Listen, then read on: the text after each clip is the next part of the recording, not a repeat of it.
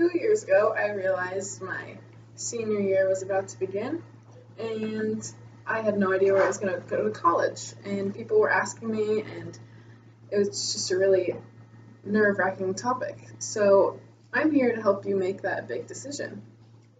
So I'm going to teach you how to apply for college.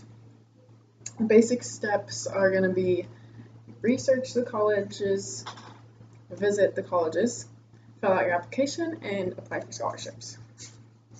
So let's take a look at the steps you'll need. The first step is to research your potential colleges. A good place to look for research is the college's website. They'll tell you things such as tuition, class size, or housing situations. Frank Bruni from the New York Times says to look for things people won't usually ask because these might be your decision factors in the end. Another good place to find research is through adults or through students that are currently going there. So ask them the pros and cons of their experience as a college student. And sometimes personal opinion can be better than online research. So once you've researched and found some initial colleges of interest, you're going to want to visit the colleges. So when you go to visit, first you're going to have to pick a day to visit. And make sure to pick a day that you're available, preferably a day that you don't have school, but if you do have school, you might have to get a form and get excused from school. So once you've picked a day, you can sign up through the college's website. You'll go through a schedule of events when you're there, such as a campus tour, lunch, and maybe a question and answer panel. If you do get the advantage of having a question and answer panel, make sure you ask as many questions as possible. This can be really helpful in your decision. And when you're on your campus tour, write down some pros and cons that you see along the way. Now with more knowledge of the different colleges, you can narrow down your choices and actually start filling out the application. Applications can be scary, but hopefully with this process I'm about to show you, it can be a lot easier. First questions are going to be simple, just some personal information such as name, date of birth, where you went to high school. Some documents you're going to need. First one you're probably going to get asked for is your resume. Now, when I started the application process, I had never made a resume, so this was all new to me, as it probably is for you as well.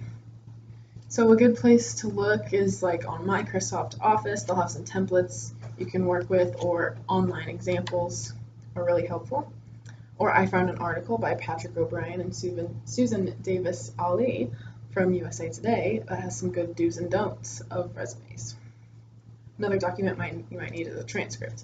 You'll get this from your high school, and if you have no idea where to get this from, go to your guidance counselor. They'll tell you exactly what to do. Your transcript's going to show your grades, your GPA, and your current class rank. Last document you might need are some letters of recommendation. Usually it's about 2 or 3 letters. Good people to ask are some coaches, activity leaders, leaders of clubs you've been in, or just a teacher that you have a good personal relationship with. Last big part of your application is going to be the essay portion. In my experience, it's usually one 5-paragraph essay and a short answer portion. For your short answers, they'll be about a paragraph in length, and make sure to do these just like you would your large essay. Make sure you get them revised and stuff. And for your big essay, 5-paragraph essay, you'll get 3 or 4 options to choose from. And what I think you should do is pick the one that is most relatable to you. Something that looks familiar to you is most helpful. So to start this essay, you'll just start writing it like you would any other essay you've ever written in high school or something. And then once you get through your first draft, you're gonna give that draft to someone else to read and revise for you, such as a teacher or a parent. And then go through it a couple more times yourself, and before you turn it in that final time, just read through it and make sure it reflects yourself and what kind of person you are, not necessarily how much knowledge you have, because that's what colleges are looking for with that essay. So make sure you keep track of all your deadlines that you have because different colleges are going to have different deadlines and you don't want to miss one of those. And once you've gotten all your acceptance letters back, you'll have more of an idea of what college you want. So once it's down to like your top 2 or 3, just go to your list of pros and cons and you'll be able to pick the college that's good for you. So now that you've picked a college, you're going to want help paying for this. So that's why my 4th point is that scholarships are going to be super helpful in college. First scholarship you'll probably get is the one from your school based on your GPA and your ACT score. You'll find this on the school's website. Another good place to go is the Federal Student Aid website. I have what it looks like right here. As you can see, this is what it'll look like. This is where you're going to go, and the government is going to give you money or a loan or something to help you out with college. It's going to ask you about your income, taxes, stuff like that. So do it early because it's kind of difficult to get through and get some help with that. Another good place for scholarships is through your guidance counselor. They'll have a bunch of scholarships, and a lot of people don't usually take the initiative to come ask, so you'll have a good chance of getting these scholarships. The final place you should look is online.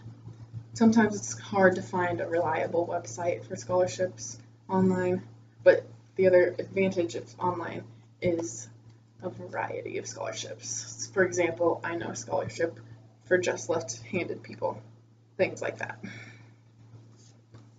So now I'm coming to the end of my speech. I'll go over the main points I've gone over today. Do your research first, make a list of some initial interests you find. Visit the college, make a list of pros and cons. Fill out the application, have your documents ready and filled out as best as you can, and take your time on your essays. Finally, scholarships can help a lot, so apply for as many as possible. And college can be some of the best years of your life, so hopefully this speech helps you to pick the best one for you.